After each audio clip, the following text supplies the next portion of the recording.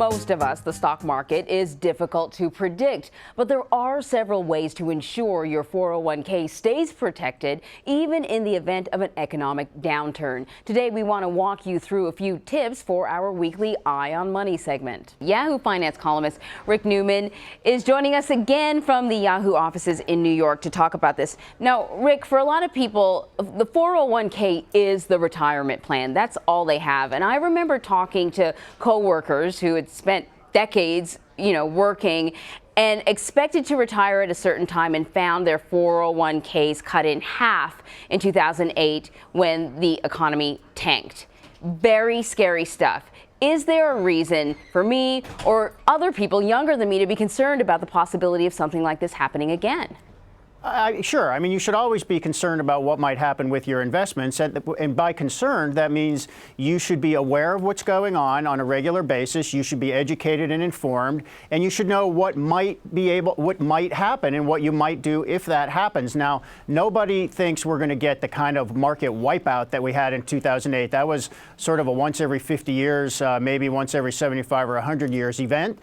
But there's no doubt we will see a downturn in the market, and the time to be preparing for something like that is now, when times are pretty good. You don't want to sort of get behind things and be having to rebalance your portfolio late when you should have done it a couple of years ahead of time when things are going down, because you don't want to have to be selling into a downturn. That's how you really lose money. You talked about sort of balancing. There you go. That's what I was looking for. You're talking about diversifying your portfolio. That's what that sort of means, right? How important is that to sort of protect yourself? It's really important, and as you age, age is one of the reasons that you want to change the way your investments are structured. The good thing about 401k plans and all retirement planning is that one thing is predictable, which is how old you're going to be at a given point in time. So there are lots and lots of strategies out there. Whoever might administer your plan, Vanguard, Fidelity, E-Trade, whoever it might be, there's lots of guidance for how you should be investing based on your age and based on your circumstances. And you need to spend the time to educate yourself. But there are these target end date funds. There are all kinds of guidance for what the mix of your investments should be between stocks and bonds, for example, based on your age.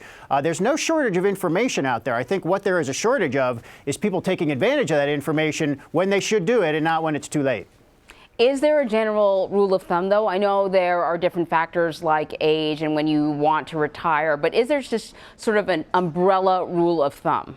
I mean, one umbrella rule of thumb is that the percentage of bonds in your portfolio should be more or less equal to your age. Bonds are safer, obviously. They're an alternative to stocks, which are riskier. So if you're 50, maybe half of your portfolio should be bonds. If you're 60, that means 60%, 70, 70%, and so on. Now, a lot of professionals will say, there's no rule that follows everybody, and you really need to go through these sort of planning questionnaires that you can find at whoever manages your fund. I mean, this is free. This is part of the services they offer.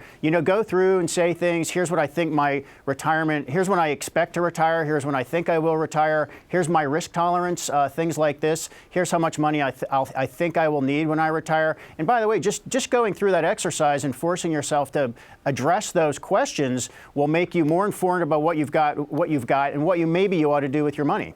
So a lot of people are going to hear you say this, and some of them may take your advice and take a look at their 401k and try to diversify a little bit, and then they're going to set it and forget it. Yeah. How often should you review your 401k? I think once a year. You should probably go in there, have a look at things. And, if you pick the right funds, well, then you are picking the right funds for your targeted retirement date, which may or may not change. Let's say that doesn't change. You're still going to be putting more money, if you're doing it right, you're still putting more money in your retirement account. And you want to go in there and you probably want to say, look around the world. I mean, we're talking, one of the things in the news right now, for example, is General Electric. General Electric used to be a so-called widow and orphan stock. You would just buy some GE stock and you would hold it, until you needed it. It might be 40 years and you would cash it in. That is not the way people invest anymore, and that's not smart investing anymore. We've got all these funds that are able to help you diversify risk much better. Don't put all your eggs in one basket. And who knows, things like that could come on the market in the future. So you want to be aware of what's available at least once a year. You know, sign off of Snapchat and Facebook and really dig in and figure out what's going on in your investment portfolio. What's new that you need to know? What has changed about your goals? I mean, really put aside the time to do this at least once a year. Rick Newman, that's some good advice. Maybe there's a way to meld Snapchat in with your 401k, and that way people you know would. What? I'll bet they're trying. Well, that way people would check it every 5 minutes, right? Yeah, that'd be great, huh? Rick Newman of Yahoo Finance, thank you so much. Sure thing.